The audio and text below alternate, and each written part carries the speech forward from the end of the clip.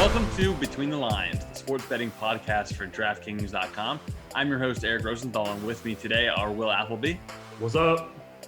And Garion Thorne. Hey, guys. Well, we'll get to the elephant in the room in a minute, and it's a gigantic-sized NBA elephant. But first, there was an incredible home run derby last night, and Pete Alonso was the winner. I picked him. I'm happy about that. But the real winners were my LA guy and Jock Peterson and your Toronto guy in Vladdy Jr. Garion, what did you see in the home run derby last night, and how exciting was it? Yeah, it was great. Like you said, I think this will probably go down. I'm not the only person to make this analogy, but it's apt. As Justin Morneau did win that Josh Hamilton amazing home run derby from 2008. Like, to take nothing away from Pete Alonso, who it's funny, somebody put it out there like we're treating it like this 24-year-old rookie who's also a former top prospect. We're all disappointed that he won somehow. It really speaks to just how overwhelming Guerrero's performance was, but it was a lot of fun. And, it's weird to kind of see these two things parallel each other. And I know the slam dunk competition has kind of faded since it had its moment a couple of years back with Zach LaVine and Aaron Gordon. But these were kind of two events that a lot of people considered dead. And I know the NBA has been looking for a way to really just cement the slam dunk competition as back in people's minds when you don't have some sort of generational dunker like a Zach LaVine. But whoever made this format switch to go to the head-to-head matchups, to make it a set 4 minutes instead of just watching these guys take pitch after pitch after pitch after pitch when they're searching for their 10 swings, they need a massive raise because the home run derby has been fantastic for the last 3 years now. But Guerrero certainly made it special. Yeah, Will, what'd you take away, and do you have any little skin in the game betting on the home run derby or not? I mean, the hype on Vladdy would have been a good place to, maybe bet on or against. But the hyperbole started last night, of course. It's the best home run derby round ever. For the record, I think Josh Hamilton's performance was still better because he didn't, he had to worry about outs, not, time. But it was an amazing performance. Don't get me wrong. Yeah, it was a lot of fun to watch of Vladdy Jr. out there. And although he didn't win, I have a prediction. I think one day Vlad Jr. becomes the best player in his entire sport, wins a championship there in Toronto, and then comes to LA with the Dodgers. Oh, and next boo. Too soon. Boo. For what? Just a prediction. So there's no baseball in Oklahoma to help that. Let's get. Isn't the Dodgers minor league team in Oklahoma? Oh God. We have one there, yes. So let's get to the All-Star game first because that's tomorrow. The AL is a slight favorite. It's basically a pick 'em. They're minus 114. The National League is even money at plus 100 with an over-under of 8.5 for the game. And by tomorrow, you mean today? Yes. Good point, Will. By tomorrow, I mean today. So do you have any first thoughts on where you're looking? Is there anybody in the lineup that has home run potential that you think there's good odds on, or just the game, Will? I think Yelich and Bellinger to start the game. There was an interesting bet that I thought was who would win the first inning. This is going to be one of my bets, and the NL was plus 310. And you've got Yelich and Bellinger and, some big hitters coming up at the start of the lineup against Verlander, and I like that matchup better than the AL against Ryu. The AL's won the game 7 years in a row. But I really feel like the NL could start out strong. Yeah, I actually like that too. And Verlander's given up a lot of solo home runs this year. And that was my other thinking on that, yeah. Yeah, and part of the strategy is he realized walking people is bad idea. And if you give up a solo home run, it's a lot of times the same as a walk if the next guy knocks him in anyway. So Verlander pitches a little bit differently with nobody on. So I think there's a decent shot. One of those guys. You got some lefty-righty situations with Yelich and Bellinger. So, I mean, you get the two best home run hitters, lefty-righty. I mean, it's a good place to look. Yeah, and I think Yelich might try to hit a home run after he wasn't able to participate in the home run derby. I know he wanted to. He was even practicing the day before. And people were saying he was trying to duck Vladdy. That's the conspiracies. He was trying to duck Vladdy. I can tell you not firsthand, but secondhand, very close to the situation that is not it at all. He and his family were not happy. Said that he couldn't compete. But Gary, what were your thoughts on it? Yeah, I think that's a really good bet. Again, we talked about Verlander's just how prone he's been this season, and really not even just this season. If you go back to the start of 2015, part of this is a volume thing. It's just because Justin Verlander is one of few guys to throw 200 plus innings the last 4 seasons. That'll make any volume-based stat start to look a little wonky, but he's given up the most home runs of any pitcher in baseball. He lives in the strike zone. He's primarily using that fastball early in counts, couple miles per hour off that from where he was in his prime. So it makes sense that he's starting to give up some of these long balls at the propensity he is. I think looking at the top of the lineup is really kind of what you have to do here. Like, I'm generally speaking not someone who likes to bet the All-Star game, but I won't argue that it's fun to bet the All-Star game. And I think one of the things you have to look out for when you look at, these home run props or these MVP props is just finding guys who are going to have plate appearances. And really it's a simplistic approach, but you got to look at the top of the order. Like, if someone's batting 8th tonight, like Ketel Marte is a really nice story. And, if you look at the National League's roster, they don't really have a lot of second base depth. I think the only second baseman on the roster not named Marte is Mike Moustakas, which still sounds weird to say. So, like, in your head, you could maybe formulate a way like, oh, Marte plays 6 innings. He gets a bunch of plate appearances. He's batting 8th. Like, he probably only comes to the plate twice, where guys like Yelich, guys like Javier Baez, guys like George Springer, even batting leadoff for the American League, you could see a path to them getting 3 at-bats. And that's really key at stuff like this. Yeah, that makes a lot of sense. The fun thing is every player is 10-1 or more. Mike Trout is the favorite to win MVP at 10-1. Bellinger and Yelich next at 11-1. But no matter who you want, it's pretty much a long shot. So you can take some opportunities with multiple guys. I think I'm going to do that with my best bet segment later in the show. But on the screen right now for you, those watching, Acuna at 16-1, Arenado at 18-1. Your guy for MVP, Gary Sanchez at 20-1. Do you have any interest there? Sanchez, probably not so much, just because I feel like catchers specifically probably aren't going to play a lot of innings in this game. I don't think any manager wants to see their catcher catch more than 4 innings in an all-star game, especially with the history we have. It's a long history, but there is some history of catchers just having their careers ruined at the all-star game. That was a different type of all-star game. But, yeah, I think I look at the board and, Yelich at 11-1, I get that he's still kind of like a favorite. And if we're looking at this sort of in the way we used to look at golf odds, betting from the top tier is not always the best strategy. But like Will said, I think he's a threat to have a home run tonight. I think there's definitely a chance he gets 3 plate appearances, which is massive. So that's really big. LeMahieu is someone I mentioned who's not even on this board. He's 25-1. He's batting 2nd for the American League. Again, he gets 3 plate appearances, can scratch out 3 hits. I like that a lot. And I just thought the really interesting part of these odds, and something we have to point out, is that any pitcher, the field of pitchers is 11-1. And that really struck me at first, but I went through the history of MLB All-Star games. The last pitcher to win this award was Mariano Rivera in 2013. And he really only won that because he was retiring. It was like a memorial award. The last real pitcher to take home the All-Star Game MVP was Pedro Martinez in 1999. And that game was at Fenway. So anyone looking at the pitcher prop and going, oh, that's kind of interesting odds, I would just steer clear of that entirely. Yeah, we'll go to you, Will, next. But you hit the nail on the head there. I was going to say the pitcher's prop at plus 1,100 seems enticing, but that is a huge trap. You nailed it. The last 2 pitchers to win, Mariano Rivera in a gigantic sham because he was retiring. It would have been fun to bet in that year. And then Pedro Martinez at Fenway years ago, where I don't know if you call that a sham, but it was at Fenway. There was a reason that he won the award. We're not going to have a situation like that this year. I mean, that was like the greatest pitching season of all time. So I think that one's justified. But it's definitely a sucker bet tonight, though, for sure. Special circumstances, we'll say.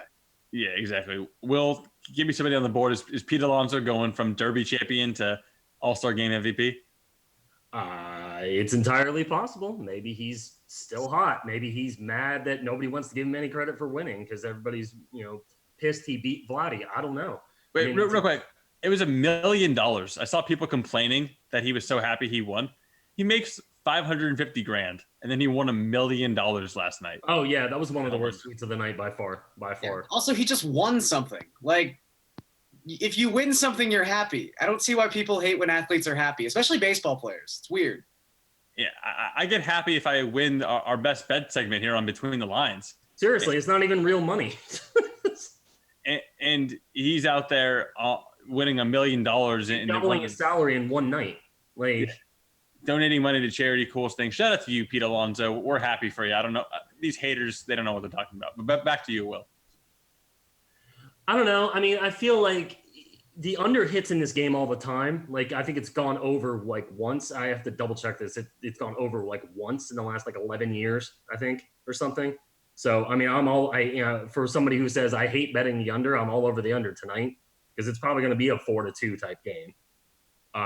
So you would think that whoever hits a home run, especially if it's a 2 or 3 run home run, that's probably going to be the MVP. So, if it's Yelich, if it's Bellinger, if it's whoever, those are probably the places to look. Yeah, and I'll get to my 2 picks for MVP when we do get to best bets. But I do want to go through quickly in the DK Sportsbook. They have odds for Cy Young in both leagues and MVP in both leagues. Just quickly, I'm going to give out my picks for each one, and you guys can do the same. I'm going to go Yelich at plus 165 for NL MVP. He was 18-1 before the year. I took him then. I couldn't believe the odds. I'm going to stick with my guy now. Trout at minus 225. Look, it's Mike Trout. I know I kept saying things can happen. Someone else can get hot, but we're far enough in the season that injuries are less of a risk because there's less games left. And the longer it goes, Mike Trout is just going to run out the clock and win the MVP because he's the best player. And then Cy Young, I'm taking Ryu from the Dodgers and Garrett Cole at plus 350 and plus 160 respectively. 2 little slight underdogs. Verlander's obviously the favorite over in the AL, but I'll take a little shot on Garrett Cole and see what happens. What do you got, Garion? Yeah, I mean, we've talked about this a couple times in the past few weeks. My thoughts really haven't changed all that much from like a value perspective. I still think Sanchez, who's now 40-1, has a bit of value. He's just the kind of guy who can get super hot and put up some gargantuan numbers. I mean, this is someone who leads the league in barrels per plate appearance. If he winds up with 50 home runs and the Yankees win 110 games, Trout's Trout. And, every time I say, put a little sprinkle on Sanchez, it comes with the warning of you're betting against Mike Trout. But I still think 40-1 are incredibly long odds for an award that's pretty wide open after you get past Trout.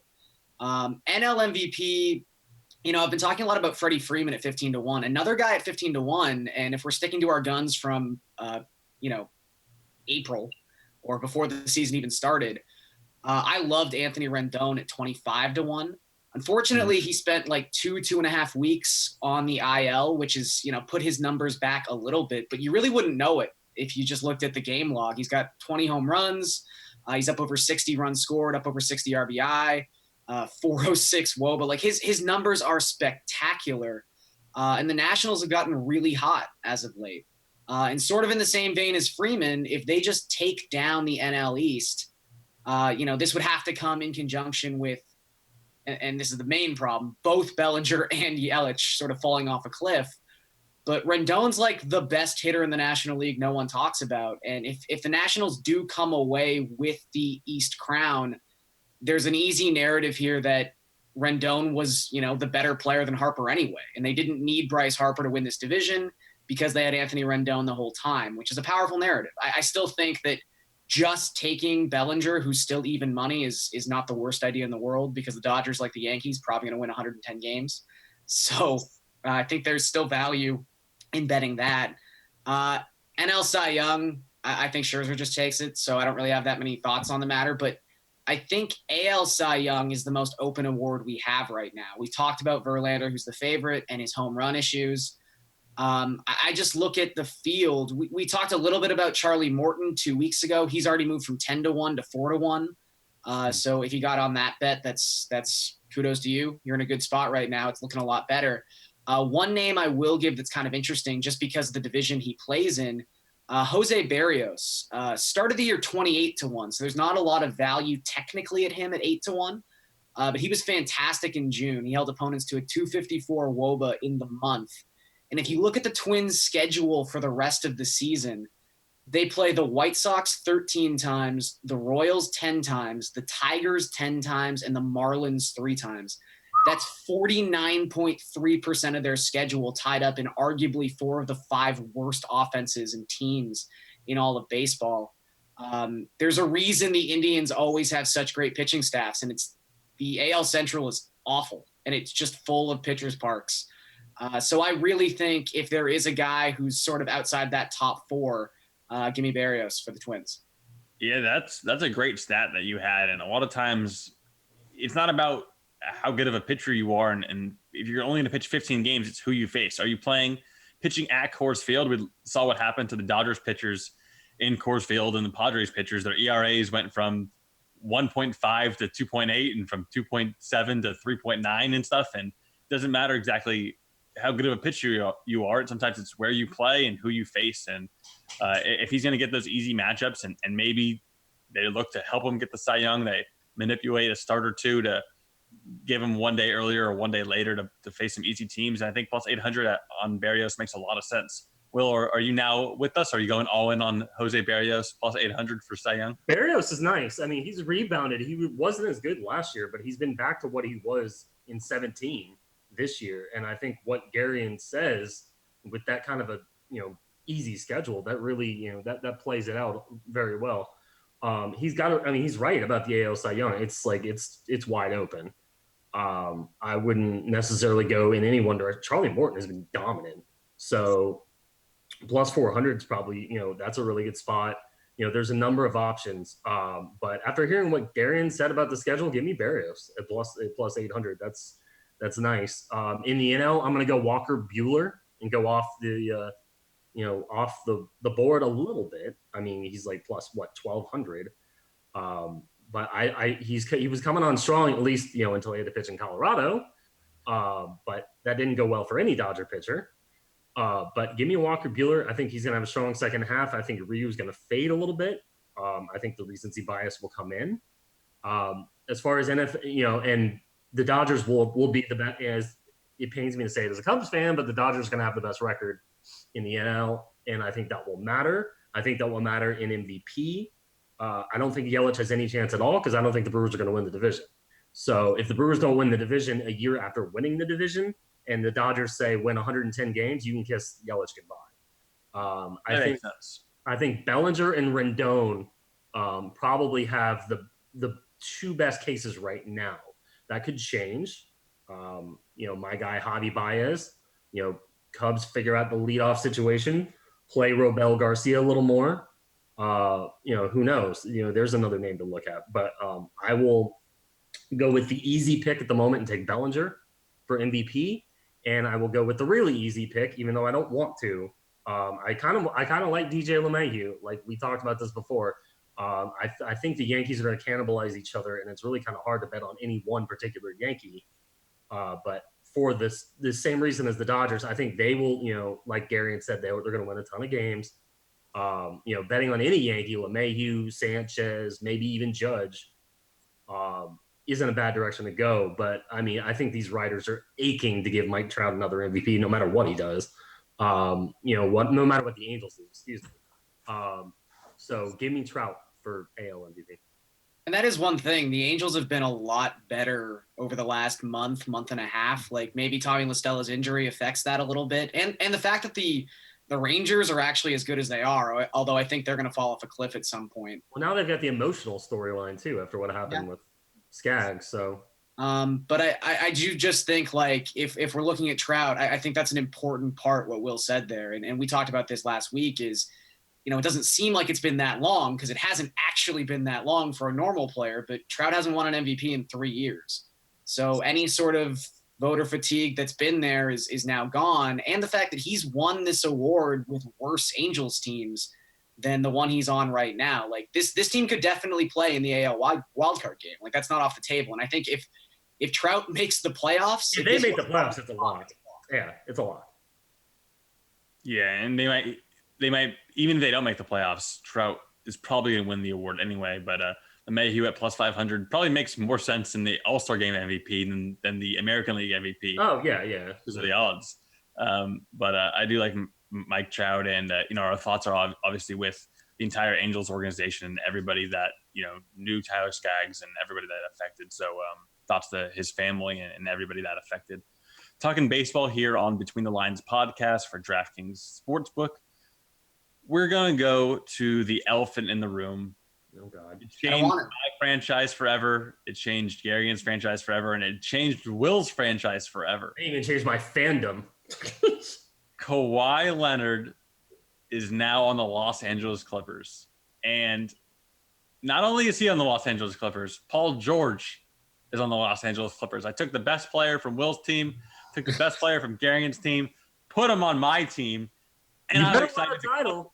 You better win a title. I mean, Clippers don't win a title. The Clippers may never win a title. Plus 275. It's nuts, man.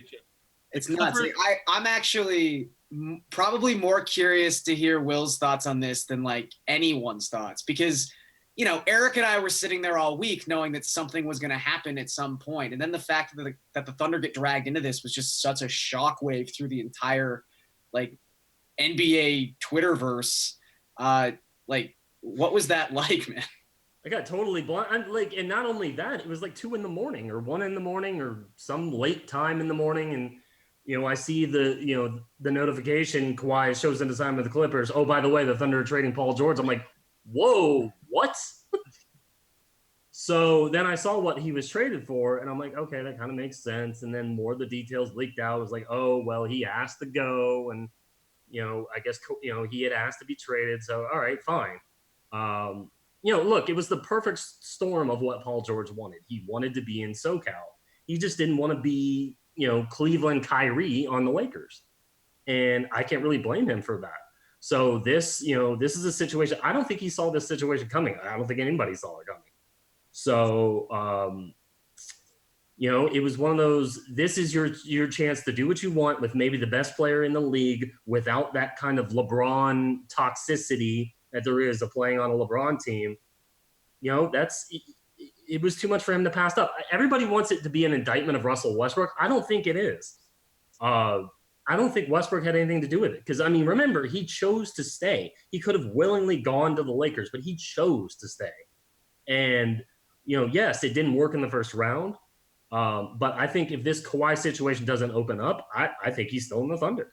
So it was very unexpected, to say the least. So. Yeah, I agree with that. Like, I think people want to make this, like you said, an indictment of Westbrook, and whatever your thoughts on Westbrook from a analytical standpoint as a basketball fan or one thing, but you brought this up on Twitter, and it's all I've really ever heard from anyone out of Oklahoma City.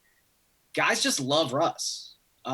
They seem to enjoy playing with Russ, despite what we might think. And you're right. There's no way Paul George stays in Oklahoma City if a superstar of Russell Westbrook's caliber isn't there to keep him there. So I think this is just more about the alluring nature of, one, playing in California, but two, when Kawhi Leonard texts you and says, hey, I'm going to sign with the Clippers if you can get traded here, you attempt to get traded to the Clippers. Who wouldn't he pass up to take that? That's my question.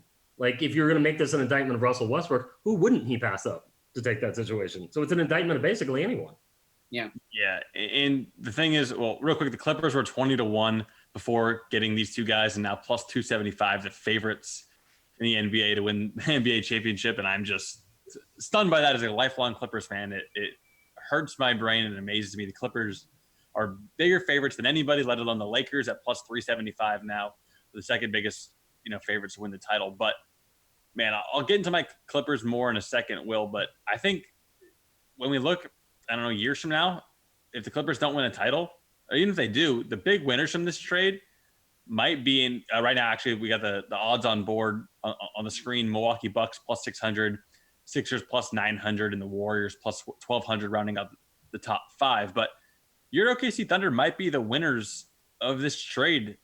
Paul George did you guys the biggest favor that he possibly could have. I mean, not only did he tell you he wanted out, but you got the biggest haul that anyone's got for any player in the history of the sport almost, right? Like, who has gotten more than they just got for Paul George? And obviously some pick that turned out to be an MVP, you can't really count that. I mean, at the time, what they gave up, the Thunder did amazing. Sam Presti did an amazing job.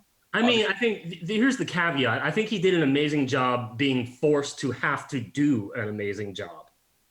You know, I think that's really, like, I think it was known he had to get something.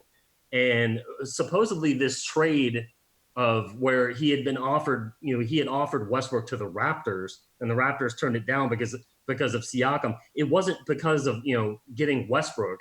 It was because Presti wanted Siakam, Lowry, Ibaka, and picks for the next decade from the Raptors to take Paul George and Westbrook. That's why he turned it down. Exactly. You know, because they would have mortgaged the entire future. It wasn't because they didn't want to trade Westbrook. There's always that little bit of context that everybody wants to leave out just to, you know, rag on Westbrook. But I mean, Presti did what he had to, you know, when his hand was forced. The question is, can he turn it into anything is the real question. You know, now you picked up another first round pick from Denver, dumping off Jeremy Grant. So you set up for the next decade. It's the question is, you've got to make something. He has not drafted well in recent years. And, you know, if he can't draft well, then it's, you know, you just nuked your entire franchise for nothing. So it is tough though, because he's not obviously drafted to the caliber he drafted 5-6 years ago when he was on fire. But, you know, that's also the cost of being a good team. Like, you know, when you he's been drafting in a different spot. He's not drafting. When you take Harden, when you take Durant as easy picks, like even Steven Adams out of I think that was the 13th pick in that draft. If I'm not mistaken. Like that's a real good value from the 13th slot. So I have faith that Presti could do it, but I think you bring up the hypothetical trade to the Raptors that everyone was so fascinated by, and you're right to say we're quick to use against Russell Westbrook. And while I do think, you know, there's probably part of Masai Ujiri's brain that's like, I don't think I want to pay Russell Westbrook $45 million 2 seasons from now. You know, the thing with the Raptors and this Kawhi thing, let's go back 4 months when people were still very hesitant they could even win the Eastern Conference. Like, this was always a smart trade for the Raptors, the trade initially being with Kawhi, in the sense that if Kawhi didn't come back, they had such an obvious path to a rebuild. You know, they've got $90 million on the books this season in Kyle Lowry, Serge Ibaka, and Marc Gasol. You know, they're going to come out of this season probably going to have to sign Siakam to something resembling the max, especially if he is, you know, a 27, 28, 29% usage player in this season as the number one option. And that's going to be the piece they build around with tons of cap space going forward. So I don't think, not only was it about Westbrook, not only was it about this like just treasure chest of picks they would have had to give up in the future, but I think Masai Ujiri's been eyeing this rebuild for a very long time. And there's just such an obvious path to get there that I don't think you already have your title. The Clippers don't. That's the difference. And I think too, like, there was no guarantee if they make that trade that Kawhi still signs in Toronto. Like, I know he wanted to play with Paul George, but he also wanted to play in California. So, imagine he does that trade. He trades an entire decade of picks, and then Kawhi bolts anyway. Yeah, like that would have been.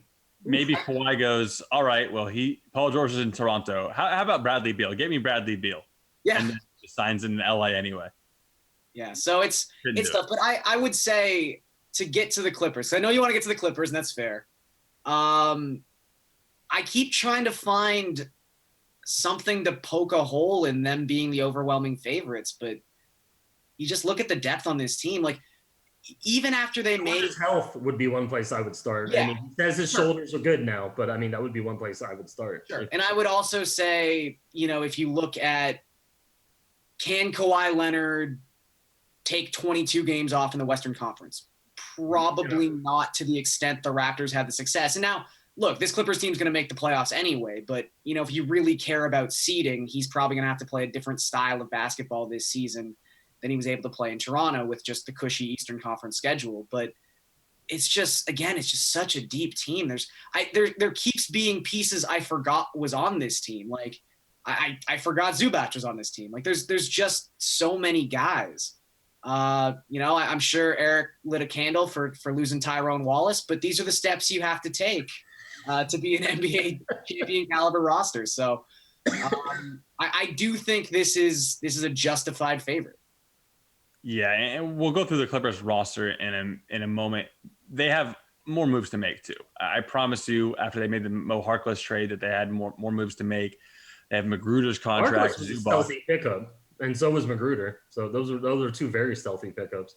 They had the Florida State draft, basically. Will, you could maybe talk more about the Florida State kids the Clippers drafted in last year's first-round picks, Jerome Robinson, also Landry Shamet, the Clippers got from the Sixers, who, outperformed his draft position for sure. Looks like a future shooter and player in this league, but they've got more moves to make, and they have limited draft capital, but they have a lot of seconds, and they still have their first this year. They can and will make moves. This is not the final lineup, but I wanted to say I think this will be the least important year for seeding in the history of the NBA, and I really think people are going to stop caring about seeding.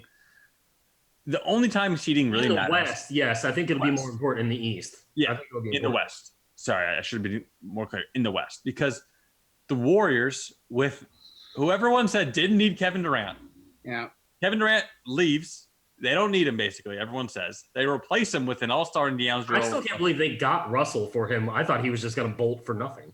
Yeah, and they get Russell. And for whatever you think about Russell, they might trade him. He even said that in his press conference that he knows this is a business. He might be moving on.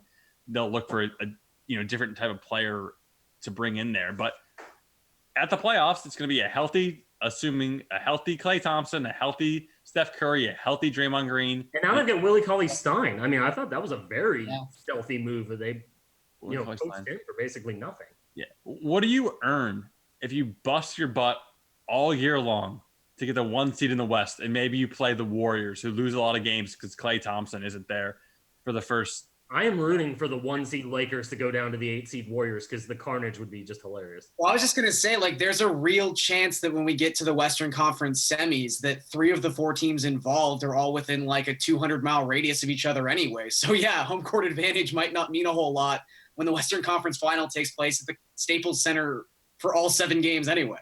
Right. Exactly. So, exactly. And I would love to see that. We almost got that years ago with the Elton Brand Clippers.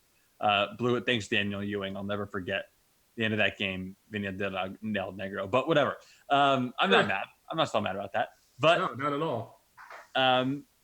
Yeah, I really think the Clippers are a bad bet right now at plus 275 to win the NBA championship, or even. I still like the Jazz. I mean, for what it's worth. I like the Jazz too at 18-1, but I really would avoid some of these favorites because I think you're going to see. And how did the Clippers get Kawhi? Part of it was load management, telling him that they're not going to force him into games. They know what matters. They know it's the games that he just played in May and June that matter, not some random game on November 12th against the Pelicans. Like, he doesn't need to play 38 minutes. I really don't see the Clippers running out to 60 games this season. Do you think they just shorten the season eventually? Tiring of all this load management and all these stars missing these games. Do you think NBA just says, fine, we'll just make this a 60-game season? I wouldn't say 60, but Gary, I'll let you go. I think closer to 70, 72 is going to happen. I'll say 72, 75. But my thinking is if they do that, they're going to do this anyway. So I feel like you can't stop it. So. Yeah. I mean, we'll see what happens when the CBA is up again, because I'm sure that'll be brought up by the players union, but I don't know. I think it probably happens at some point, but there's going to be a lot of hoops to jump through before we get to that point. But to Eric's point, while I can still understand that the Clippers are the favorites, and I can respect that they are the favorites, because again, I don't hate that line necessarily. I think you guys are right. I think there's a lot of value in some of these Western Conference teams. And we talked about the 2 in particular. You guys have already brought up the Jazz at 18-1 to take down the finals. I really think my favorite bet on the board is the Nuggets at 20-1. And I think the Nuggets are really the best example. And Eric talks about how the Clippers still have moves to make. I think the Nuggets are going to do something this season. I think Grant was a nice little pickup. Like people are going to just overlook that. Jeremy Grant coming off their bench is a nice little. Yeah, I mean, look, Grant's good. Michael Porter. So even if they don't add anything, they've already added or anything substantial. They've already added Grant. They've added Michael Porter Jr. Although he's already hurt in summer league, but I don't think that was overly serious.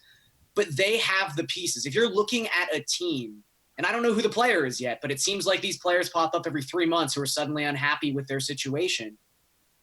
They have the pieces. They have the draft picks. They have the young capital to go out and make a swing for the fences move.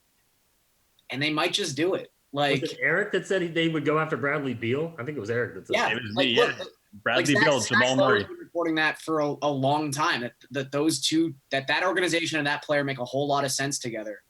And they have the resources to do it. So I think when you're betting and you're looking at the Nuggets at 20-1, like, do I think this version of the Nuggets takes down the finals?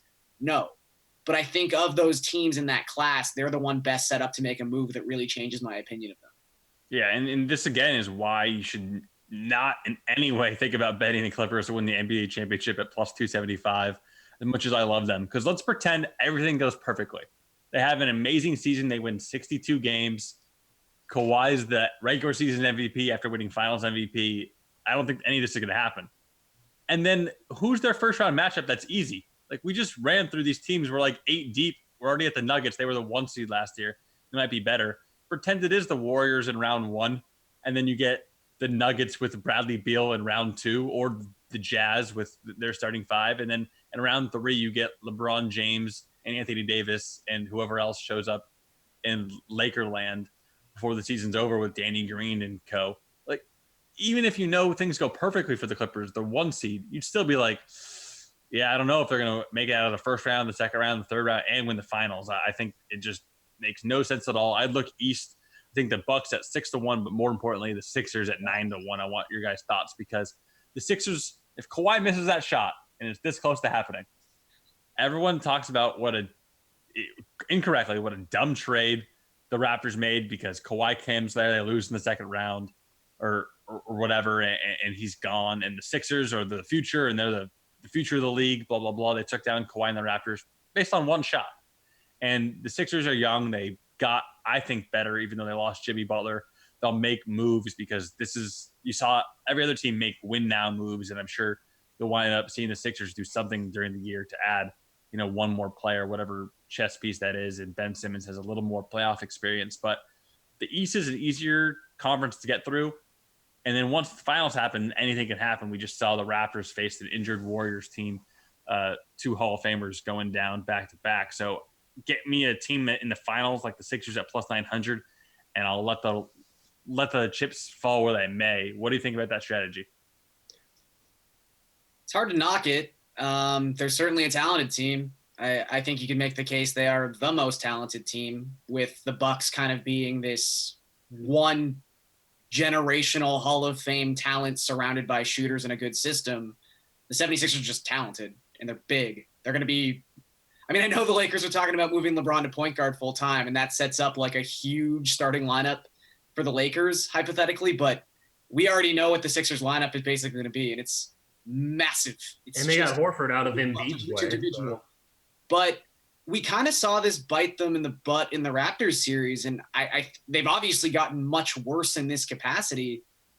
I mean, they are really going to be desperate for three-point shooting in the playoffs. Like, if you look at what they're going to miss Redick a lot. Yeah. I mean, Redick, look, Jimmy by no means is a great three-point shooter, but he's at least a willing three-point shooter, which is an admirable skill on the 76ers.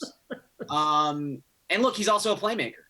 And I think you might get into a situation where if you're running out a quartet of Joel Embiid, Ben Simmons, Tobias Harris, and Al Horford in a playoff series, you get to like game 6, game 7. Like, I know you can definitely go find a shooter to just stick in the corner in that 5-man lineup, but you're relying a lot on Al Horford to stretch the floor as a big 4 in a massive lineup with Embiid. Like, and those minutes will probably be staggered too, but there's just not a lot of 3-point shooting on that team. And that scares me in a hypothetical matchup against Milwaukee, where they're just going to be taking 45 threes a game. Yeah, I think I agree with everything you're saying. What I looked at it from perspective of, man, that's so far in the future. We have no idea. Well, that's how I feel about any of these picks, honestly. I mean, I wouldn't bet on any of them this early. But would you guys agree that the East is essentially a 2-team conference? Like, I know there's weird second tier of like Celtics, Pacers. If you want to throw the Raptors in there, you can. But it just doesn't seem like, barring something massive, it's going to be the Sixers, the Bucks. The Celtics are going to be a lot better than people think, not because of their talent, because in my opinion, Brad Stevens look at that team to win a lot more games than they deserve. Look what happens. Yes, you voted for Brad Stevens in that poll. Who would you take to build a franchise around, Brad Stevens or any player? I did not. Brad Stevens. I did not put Brad Stevens. I actually saw that someone brought it up recently, and I even I was about to reply that even though I'm president of the Brad Stevens fan club, I still thought that was a bad idea to take Stevens over any player in the league, especially at the time you could have like Giannis for the next 15 years or something. But Brad Stevens. Is there any chance at all that Durant like crushes his rehab and sneaks back in and is there any chance of that? I mean, I feel, I guess there is. I would still say it's just such a devastating injury that I couldn't see him having a massive impact on like a Eastern Conference Finals or an NBA Finals. But he's still Kevin Durant. It's still possible. The Nets are going to make the playoffs. I mean, because it'll have been 10 months at that point. So yeah. I cannot imagine. I just feel like it's different than like whatever Bob Myers wants to cry about. Like, I think we all know deep down that the Warriors figured he wasn't coming back, and they took the risk of throwing him out there in Game 5, where the Nets now owe him $150 million over the next 4 seasons. True. They'll probably be safe about how they approach They'll this. just pitch this season and then work for next year. Yeah, I cannot imagine his people would even let him go out there after what we said the same thing about the finals, and he was out there. So yeah, but that was the finals. Like, this Nets team won't get into the finals without him. That was the finals, and he was going to be a free agent. He's going to get his money no matter what. But now with the Nets and it just happening, I cannot imagine his people, even if he's fine, doctors clear him. We're in the Eastern Conference Finals. I cannot see that happening. Probably have like 8 doctors sitting at the boardroom, so it'll get hashed out. Right, at 35 ventures, which Kevin Durant's now number 7. 7 ventures now, apparently. Yeah. Is it 7 ventures now? No, I don't know. I was joking. That maybe I don't know why he named it 35 ventures, then changed his number. It's really weird. Patent pending. But the best part is he announced it with 35 ventures, like in the tweet that he's in 7. No one knows the reason. Well, it's clear he doesn't really think it through when he does things. So hey, nothing would surprise me at this point. Maybe Rich Kleiman's got him thinking it through too much. I don't know, but I'll be down there. I'm actually headed to Summer League in Las Vegas tomorrow. Talk to some people around, catch a few games, talk to some people around the league, and see what's going on. And maybe I'll get someone's opinion on if they think that knows if there's any chance Durant comes back, and report next week here on Between the Lines. Any final thoughts, Will or Garion, before we move on from the NBA championship odds? And I guess Lakers plus 375, we didn't even mention them with what they've done with their roster. Do you think that there's any value in them? I think the only value are Nuggets and Jazz at longer shots. Because at this point, I mean, I think you go for the value, you don't go for the favorites. I mean, I wouldn't go for the favorites this early. If you have to bet this early, go for the value and just hope it works out. The Jazz defensively, can probably keep up with the Clippers, and they have, the scoring. So I think that's probably the best place to start. But I mean, it's too early. It's really too early, especially in a year that's finally going to be wide open, like everybody likes to cry about, LeBron fans. So it's early, but I mean, I think if you're going to do it, look for the value versus the favorites. Hey, you say it's early, but it would have been nice to have Clippers. I'm sure people would have been happy getting Clippers 20-1. Looking at the roster now. And, there you go. Look for the value. Yeah. Our RD ambition told me not to bet the Clippers. I think Will's totally right. And I also think, sort of like we talked about, if you look at that tier, let any team outside of 10-1 in the Western Conference, and that's a tier that includes the Warriors at 12-1, the Rockets at 15-1, the Jazz at 18-1, and then you've got the Nuggets at 20-1. We talked about the Nuggets and their path to altering their team.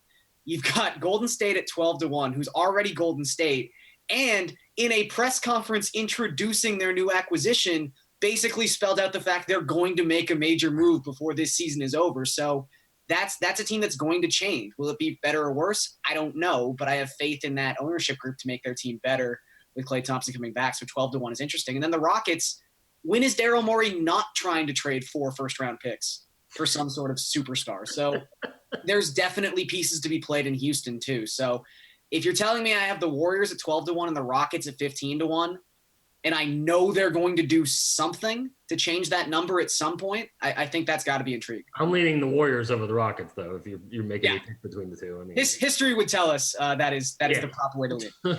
Me too. I got a little Warriors nugget that nobody's talking about, and I don't think this is going to happen. A Warriors nugget? You had to say it that way? I didn't have to, but I wanted to. If Andre Iguodala gets traded to somebody else from the Grizzlies and then gets bought out, he can return back to the Warriors and play in the regular season and in the playoffs this year. He wants to retire. I mean, I don't think that's I think the real nugget is he wants to retire. Like that's been a lot of the talk. I can't imagine. I think he's done, honestly. Well, I think maybe he sits out a lot of regular season games, whatever, but he's going to take his money because he's owed a lot of money. Maybe he shows back up at the end of the season for the Warriors. Yeah, I can see that. But I think he's done. Hey, the man scored 22 points in Game 6. It gets overlooked how good Iguodala was in that Game 6 of the NBA Finals, but he's got something in the tank. He doesn't have regular season gas in the tank, but he's got playoffs gas. He was phenomenal, and whether it's the Lakers with Rob Pelinka, his ex-agent, is the GM there. Gas only on between the lines. Can you hear that term?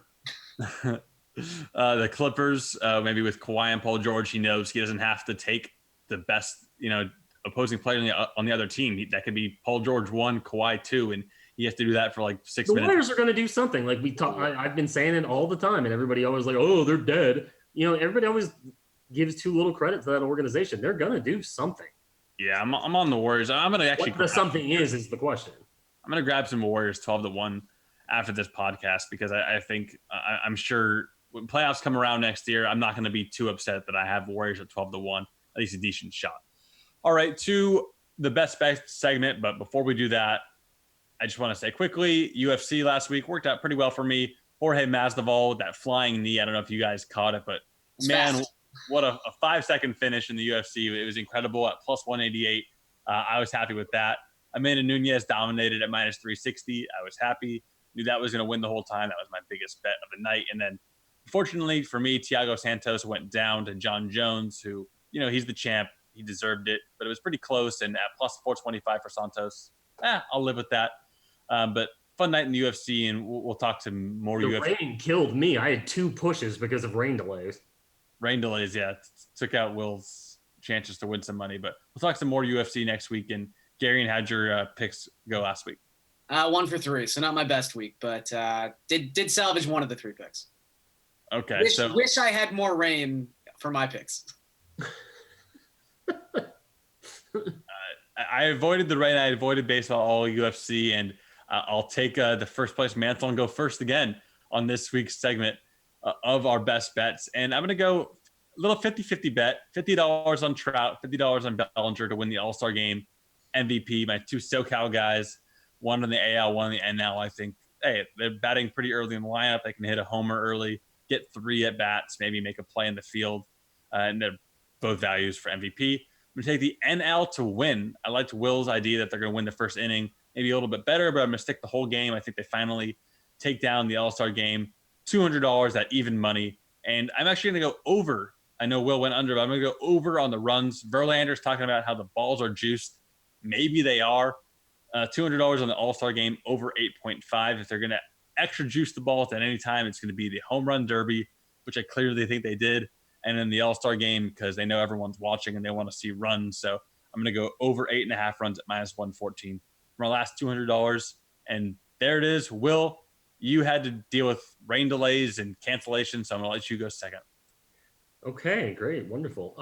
So I'm sticking to the under. The juiced ball is something I thought about, but this game hasn't really been very high scoring for quite a long time. So give me 200 on the under. The under is minus 107. Give me 100 on AL plus 1.5. I think that kind of covers me in both directions. If there's an NL blowout, well, then there's an NL blowout, but the AL's won 7 times in a row. So I feel like that covers me in both directions. The one I think is the most intriguing is the NL winning the first inning at plus 310. And I think that's heavily correlated. We like to talk about bet correlation with the two below it, 50 on Yelich hitting a home run and 50 on Bellinger hitting a home run. I think one of those comes through in the first inning, and I think they win the first inning with Ryu pitching at the bottom of the inning. So there we go.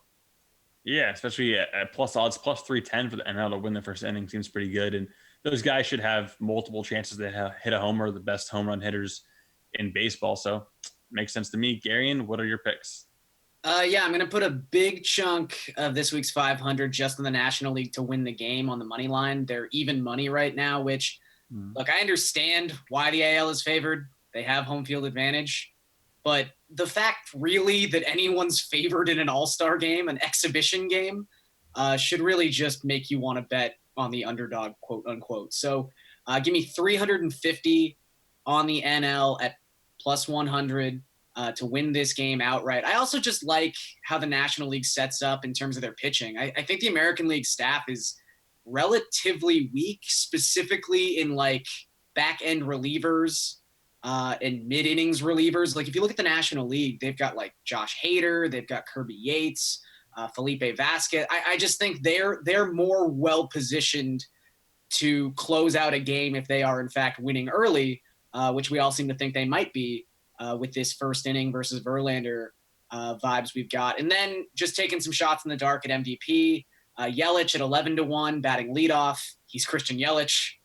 Javi Baez is batting second in that National League lineup. Again, I'm just searching for plate appearances. I feel like Baez gets 3, so 18-1 is pretty good odds, and obviously I like the National League, so I'm going to have 2 National League guys, but 1 American League guy. DJ LeMahieu batting second. 25-1 seems pretty long for a guy who is currently second in AL MVP odds. So give me a piece of that. Yeah, I love that. Had a Trout too, so. Yeah, I love that LeMahieu bet at 25-1. That makes a lot of sense. So I'm excited for the All-Star game. I'm excited for the NBA season. I'm excited for more shows on Between the Lines, and hopefully people are getting their bets in on the DK Sportsbook, taking advantage of the odds boost. Some of those things are really cool.